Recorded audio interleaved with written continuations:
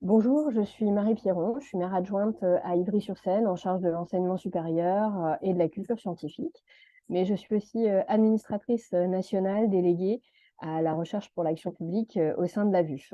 Je suis vraiment très contente de pouvoir vous accueillir aujourd'hui, même si c'est virtuellement et c'est pas physiquement puisque j'ai le Covid.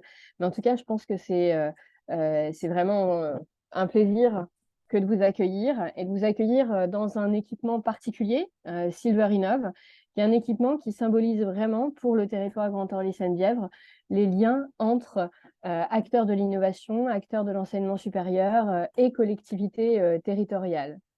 En effet, Silver Innov, c'est une pépinière et un hôtel d'entreprise dédié au bien vieillir et à l'autonomie. Mais si cette pépinière est implantée à Ivry, sur le territoire Grand Orly-Seine-Bièvre, c'est vraiment le fruit d'un long travail qui a débuté dans les années 90 autour de l'hôpital Charles-Foix, qui est implanté à Ivry et qui était à l'époque le plus grand hôpital gériatrique européen. Et cet hôpital, il est rattaché à Sorbonne Université. Et à une époque, tous ces acteurs se sont réunis en se disant qu'il fallait donner un nouvel élan à cet hôpital, renforcer la recherche dans cet hôpital, mais aussi, une fois qu'on a renforcé la recherche, on se dit renforcer l'innovation et le passage finalement de cette innovation vers la société. Et c'est là qu'intervient Silver Innov. Donc Silver Innov, c'est une pépinière et un hôtel d'entreprise dédié au bien vieillir et à l'autonomie qui va accueillir des jeunes entreprises innovantes, pour certaines issues d'universités et notamment de Sorbonne Université, qui est toujours partenaire sur ce projet, qui est membre du conseil d'administration et qui est vraiment très actif. Et au sein de Silver Innov, on a aussi une association très particulière que je voudrais vous présenter, c'est Futurage. Futurage est présidé par Jean-Charles Pomerol, qui est l'ancien président de Sorbonne Université. Et dans cette association, vous allez avoir des collectivités territoriales, mais aussi une importante participation de Sorbonne Université sur toutes les questions du bien vieillir, avec l'organisation régulière de colloques qui sont ouverts à la population sur cette thématique. Donc on voit bien que Silver Innov, c'est vraiment un ensemble de projets, que ce n'est pas simplement, je dirais, né comme ça du jour au lendemain, mais ça résulte vraiment d'une volonté forte à la fois des collectivités territoriales, et à l'époque principalement la ville d'Ivry, de Vitry, le conseil départemental du Val-de-Marne, puis avec la création de la CASA, la première communauté d'agglomération, puis ensuite le territoire Grand Orly-Seine-Bièvre, avec les acteurs du monde économique et de l'innovation, et cette université qui est Sorbonne Université. Donc voilà, je crois que c'était important de vous présenter en quelques mots Silver Innov, parce que Silver Innov a véritablement un lien et est un lien concret entre ces collectivités territoriales, les acteurs de l'innovation et le monde de la recherche. Ensuite, je vais vous parler un tout petit peu d'Ivry, puisqu'on est à Ivry. Ivry, c'est une ville qui accueille à peu près 9000 étudiants chaque jour sur son territoire, qui sont répartis dans des établissements d'enseignement supérieur. Il y en a une quinzaine, qui sont principalement des établissements d'enseignement supérieur privés. On a bien sûr l'implantation de Sorbonne Université à Charles-Foix, mais aussi d'un master, et de l'Université Paris-Cité pour l'odontologie. Mais la plupart des établissements d'enseignement supérieur sur Ivry sont des établissements d'enseignement supérieur privés. Ça signifie que du coup, la ville va se poser des questions sur comment elle peut accueillir ses étudiants, qu'est-ce qu'elle peut faire pour les accompagner. Et la crise du Covid a, je dirais, révélé largement à la population des difficultés que peuvent rencontrer les étudiants, notamment au regard de l'alimentation. Et c'est pour ça qu'on s'est engagé avec une association qui s'appelle Campus Urbain, à réfléchir sur cette question de l'alimentation étudiante. Donc voilà, en quelques mots, le portrait d'Ivry pour ce qui est de l'enseignement supérieur.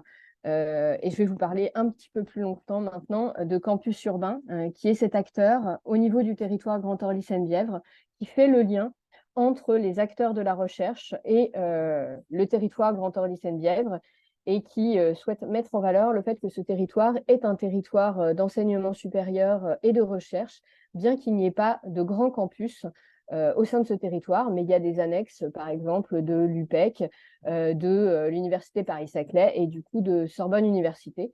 Il y a aussi un certain nombre d'établissements d'enseignement supérieur privés qui vont être accueillis, que ce soit au Kremlin-Bicêtre, à Villejuif ou encore à Cachan. Donc, vraiment, l'objectif de Campus Urbain, c'est de tisser du lien, de créer un réseau au sein de ce territoire entre les acteurs de l'enseignement supérieur et de la recherche. Et un exemple concret que je peux vous donner, c'est le travail qu'on fait avec le Crous actuellement.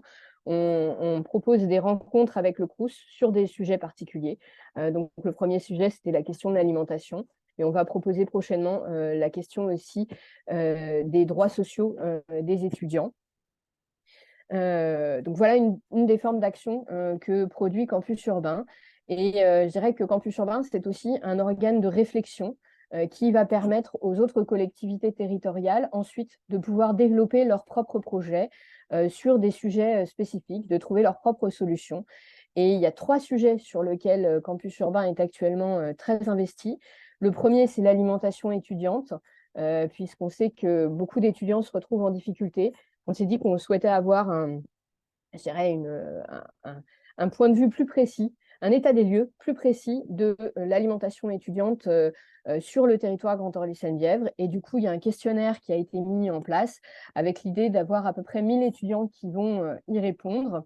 Il y a aussi un questionnaire à destination des résidences étudiantes et des établissements d'enseignement supérieur pour vraiment savoir finalement quelle est l'offre de restauration sur le territoire, quels sont les besoins des étudiants et quelle est la précarité qu'ils peuvent rencontrer, mais aussi la question de l'accès à une alimentation de qualité et durable est aussi abordée dans cette enquête. Et on proposera d'ici quelques mois les entretiens de campus, qui sont une journée de réflexion à destination des acteurs du territoire Grand Orly-Seine-Bièvre pour partager les résultats de cette étude. On s'intéresse également au logement intergénérationnel. Sur le territoire Grand Orly-Seine-Bièvre, il y a un déficit de logement pour les étudiants qui est constaté. Je sais que le Crous travaille à essayer de combler une partie de ce déficit pour ce qui est du logement Crous, mais ça n'est pas suffisant. Et du coup, on a proposé un temps de réflexion avec un certain nombre d'associations, avec des acteurs déjà établis sur le logement intergénérationnel, avec les bailleurs sociaux, sur ce sujet-là. Et là encore, on va proposer des entretiens de campus prochainement pour que tous les acteurs puissent partager ensemble finalement ce qui peut être fait.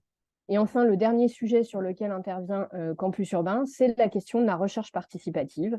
Et c'était l'objet des précédents entretiens de Campus Urbain en juin 2022. Et cette recherche participative, elle a pour objectif de permettre d'avancer en termes de connaissances, de savoir sur des sujets sur lesquels les collectivités territoriales peuvent agir du fait de leurs compétences, mais pour lesquelles elles n'ont pas forcément de solutions qui existent déjà. Et donc, elles se tournent vers la recherche pour essayer de chercher de nouvelles solutions.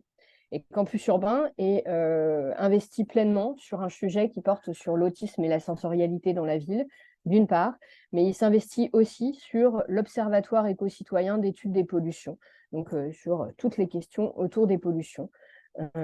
Voilà. Et en tout cas, je vous remercie. Je tiens à remercier particulièrement Alexis Middlemonnet pour l'organisation de cette journée parce que c'est énormément de travail.